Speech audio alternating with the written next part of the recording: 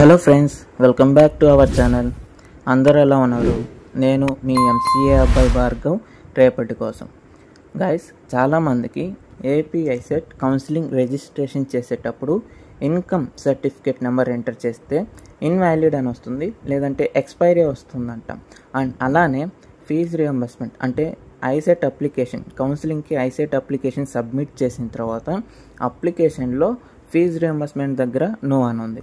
And అలానే special reservation categories దగ్గర కూడా నో అని ఉంది.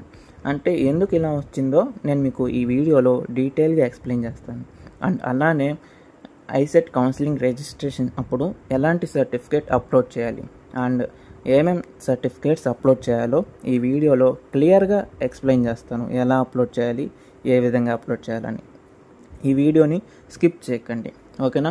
అండ్ నాది స్మాల్ రిక్వెస్ట్, వీడియోని అలా చూసి వదిలేయకండి. వీడియోని కంప్లీట్గా చూసిన తర్వాత లైక్ చేయండి, కామెంట్ చేయండి, షేర్ చేయండి, ఓకే? డిస్క్రిప్షన్లో వాట్సాప్ గ్రూప్ లింక్ కూడా షేర్ చేశాను. వాట్సాప్ గ్రూప్లో కూడా జాయిన్ అవ్వండి. మీరు మన ఛానల్ని కొత్తగా చూస్తే కింద ఉన్న సబ్స్క్రైబ్ బటన్ని వెంటనే క్లిక్ చేసి నోటిఫికేషన్స్ని అలో చేసుకోండి. ఇంకా ల్యాగ్ చేయకుండా వీడియోలోకి అయితే వెళ్ళిపోతాం. ఫస్ట్ మనం ఇన్కమ్ సర్టిఫికేట్ నెంబర్, అంటే మనం ఐసెట్ రిజిస్ట్రేషన్ చేసేటప్పుడు మనకి ఇన్కమ్ సర్టిఫికేట్ నెంబర్ కొంతమందికి ఇన్వాలిడ్ అని వస్తుంది, లేదంటే ఎక్స్పైరీ వస్తుందంట. సో ఎందుకు అలా వస్తుందంటే, ఇక్కడ నేను కొన్ని సర్టిఫికేట్స్, అంటే కొన్ని డెమో సర్టిఫికేట్స్ అయితే పెట్టాను చూడండి. సో ఫస్ట్ సర్టిఫికేట్ ఏంటంటే ఇక్కడ ఇన్వాలిడ్ అని ఉంది. సో ఎందుకు ఇన్వాలిడ్ అవుతుందంటే, ఇక్కడ మీరు డేట్ చూడండి, లాస్ట్లో చూస్తే certificate will be valid for period of 4 years from 17/9/2001. So ఇక్కడ డేట్ ఇచ్చి బ్రాకెట్లో మెన్షన్ చేశారు ఫస్ట్ ఇష్యూ డేట్ని. అంటే 2001 ఇచ్చి 4 years మాత్రమే ఇది వ్యాలిడ్ అవుతుంది, ఓకేనా? సో ఇక్కడ మీరు ఒకవేళ రెన్యువల్ చేసుకున్నా సరే, ఈ సర్టిఫికేట్ ఇది రెన్యువల్ చేసుకున్న సర్టిఫికేట్, బట్ ఇక్కడ కింద ఒక లైన్ ద్వారా ఈ సర్టిఫికేట్ అనేది ఇన్వాలిడ్ అయింది. సో ఇక్కడ మీరు పైన చూస్తే ఇష్యూ డేట్ వచ్చేసి 2025 ఉంది. ఇది అంటే రెన్యువల్ చేసుకున్న సర్టిఫికేట్ ఇది. సో ఇది మీరు అప్లోడ్ చేసినా సరే ఇన్వాలిడ్ అని వస్తుంది. సో దీనికి టూ ఆప్షన్స్ ఉన్నాయి కదా. మీరు ఒకటి న్యూ సర్టిఫికేట్కి అప్లై చేయాలి, లేదంటే రేషన్ కార్డ్ అయినా ఆల్టర్నేటివ్గా అప్లోడ్ చేయాలి. అండ్ సెకండ్ సర్టిఫికేట్ కానీ చూస్తే ఇది వ్యాలిడ్ అవుతుంది గైస్. ఎందుకంటే ఇక్కడ this certificate will be valid for period of 4 years from the date of issue. ఇక్కడ ఎలాంటి డేట్ అయితే మెన్షన్ చేయలేదు. అండ్ ఇది 2024లో అప్లై చేసిన సర్టిఫికేట్, ఇష్యూ అయిన సర్టిఫికేట్. సో దీనికి వ్యాలిడ్ ఉంది. ఈ సర్టిఫికేట్ ఇంకా 4 years వ్యాలిడ్ ఉంది 2024 నుంచి అయితే. ఇంకా 2028 వరకు అయితే ఈ ఇన్కమ్ సర్టిఫికేట్కి వ్యాలిడ్ ఉంది గైస్. నెక్స్ట్ సర్టిఫికేట్ కానీ మీరు చూస్తే ఇది కూడా 2024లో ఇష్యూ అయిన సర్టిఫికేటే. ఇక్కడ మీరు చూడొచ్చు లాస్ట్లో, this certificate will be valid for period of 4 years from the date of issue.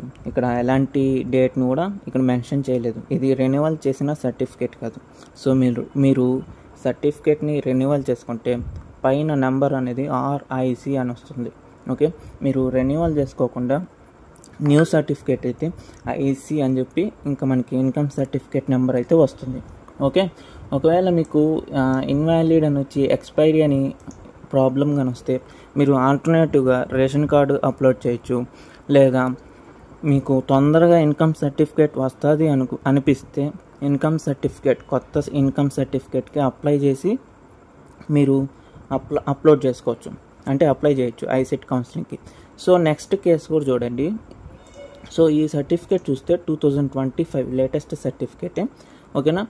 And ఇంకో సర్టిఫికేట్ చూస్తే ఇది ఇన్వాలిడ్ అవుతుంది. ఇక్కడ కూడా చూడండి, the certificate will be valid for period of 4 years from 24/09/2022. మీరు అడగచ్చు, ఇక్కడ ఫస్ట్ ఇష్యూ డేట్ వచ్చేసి 2022 అని ఉంది, ఇది వ్యాలిడ్ అవుతుందా ఇన్వాలిడ్ అవుతుందని. సో ఇది 2026 వరకు ఉన్నా సరే ఈ పర్సన్, సో ఈ సర్టిఫికేట్కి సంబంధించిన పర్సన్ అప్లోడ్ చేస్తుంటే ఎక్స్పైరీ ఇన్వాలిడ్ అనే వచ్చిందంట. కాబట్టి 2023 నుంచి అయితే యాక్సెప్ట్ అవుతున్నాయి. సో మీరు లేటెస్ట్ ఇన్కమ్ సర్టిఫికేట్స్ అయితే అప్లోడ్ చేయండి. అండ్ ఓల్డ్ ఇన్కమ్ సర్టిఫికేట్స్ని అయితే రెన్యువల్ చేసుకోకండి, న్యూ ఇన్కమ్ సర్టిఫికేట్స్కి అప్లై చేయండి, అప్లై చేసి అప్లోడ్ చేసుకోండి, ఓకేనా. అండ్ ఇంకో డౌట్ ఏంటంటే ఇన్కమ్ సర్టిఫికేట్లో మీరు రిజిస్ట్రేషన్ చేసేటప్పుడు ఫీజు రియంబర్స్మెంట్ దగ్గర ఎస్ అని పెడతారు, ఓకే. ఆ తర్వాత డూ హ్యావ్ ఇన్కమ్ సర్టిఫికేట్ అని ఎస్ అని పెడతారు. అండ్ అలానే ఇన్కమ్ సర్టిఫికేట్ ఇష్యూడ్ బై అని చెప్పేసి సెలెక్ట్ చేసుకుంటారు, ఇన్కమ్ సర్టిఫికేట్ ఎంటర్ చేస్తారు, సబ్మిట్ చేస్తారు. కానీ అప్లికేషన్ సబ్మిట్ చేసిన తర్వాత మనం అప్లికేషన్ డౌన్లోడ్ చేసుకుంటాం కదా. సో అప్లికేషన్ డౌన్లోడ్ చేసుకునేటప్పుడు మనకి your application submitted successfully, verification is in progress అన్నారు. సో వెరిఫికేషన్ అనేది రివ్యూలో ఉంది మీ అప్లికేషన్, ఓకేనా. ఇక్కడ మీరు ఫీజు రియంబర్స్మెంట్ మీకు నో అని చూపిస్తుంది. స్పెషల్ కేటగిరీస్ కూడా physical handicap, NCC, sports and games, CAP, scouts and guides అన్నీ నో అనే చూపిస్తుంది, ఓకేనా. సో ఇక్కడ కింద నోట్ చూస్తే this information provided in the print application will be updated automatically once it is reviewed updated by the verification officer. So once మీ application review చేసిన తర్వాత మీ అప్లికేషన్ అనేది అప్డేట్ అవుతుంది, ఓకేనా. సో ఎవరు అప్డేట్ చేస్తారంటే వెరిఫికేషన్ ఆఫీసర్. వన్స్ మీ certificate verification complete అయితే fee reimbursement అనేది ఎస్ అని వస్తుంది, ఓకేనా. అలానే స్పెషల్ రిజర్వేషన్ కేటగిరీస్ కూడా మీరు అనొచ్చు, ఇక్కడ మీరు ఫీజు రియంబర్స్మెంట్కి ఇన్కమ్ సర్టిఫికేట్ అప్లోడ్ చేశారు, స్పెషల్ రిజర్వేషన్ కేటగిరీస్కి కూడా మీరు సర్టిఫికేట్స్ అప్లోడ్ చేసినా సరే స్పెషల్ రిజర్వేషన్ కేటగిరీ వాళ్ళు ఫిజికల్గా ఆఫ్లైన్లో సర్టిఫికేట్ వెరిఫికేషన్కి అటెండ్ అవ్వాలి. సో డేట్స్ అంటే డేట్ ఇంకా ఇవ్వలేదు అండ్ ఎక్కడ అటెండ్ అవ్వాలో అని కూడా చెప్పలేదు. సో వన్స్ రిలీజ్ అయితే డేట్ అండ్ డీటెయిల్స్ అని రిలీజ్ అయితే నేను మీకు గ్రూప్లో అయితే షేర్ చేస్తాను, ఓకేనా గైస్. సో ఇది గైస్, సో ఇన్కమ్ సర్టిఫికేట్కి సంబంధించిన ఎర్రర్స్ అండ్ నెక్స్ట్ ఫీజు రియంబర్స్మెంట్కి సంబంధించిన డీటెయిల్స్ అయితే ఇవి, ఓకేనా. నెక్స్ట్ డిగ్రీకి సంబంధించినవి కానీ చూస్తే so latest income certificate 2023, 2024, 2025 4 years valid ఉన్న సర్టిఫికేట్ అయి ఉండాలి, లేటెస్ట్ది అయి ఉండాలి, రెన్యువల్ అయితే చేసి ఉండకూడదు. సో వీటికి ఆల్టర్నేటివ్గా మీరు రేషన్ కార్డ్ అయినా అప్లోడ్ చేసుకోవచ్చు, ఓకేనా. Next degree certificates provisional certificate అయినా అప్లోడ్ చేయొచ్చు, లేదా మీకు ప్రొవిజనల్ సర్టిఫికేట్ లేదు సిఎంఎం సర్టిఫికేట్ అప్లోడ్ చేయండి. మీకు సిఎంఎం సర్టిఫికేట్ లేదు, ప్రొవిజనల్ సర్టిఫికేట్ లేదు, యూనివర్సిటీ ప్రొవైడ్ చేసిన semester wise marks memos first semester నుంచి లాస్ట్ సెమిస్టర్ వరకు అన్నీ పీడిఎఫ్ చేసి అయితే అప్లోడ్ చేయాలి. సో ఇది గైస్.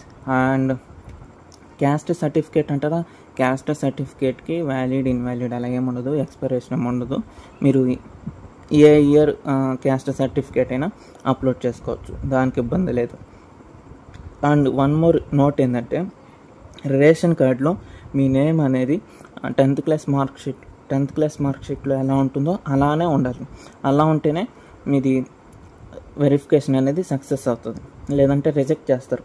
సో మీరు రిజిస్ట్రేషన్ చేసేటప్పుడు నేమ్ ఎలా ఉంటుందో రేషన్ కార్డులో కూడా నేమ్ అలానే ఉండాలి, అండ్ అలానే ఇన్కమ్ సర్టిఫికేట్లో కూడా అలానే ఉండాలి.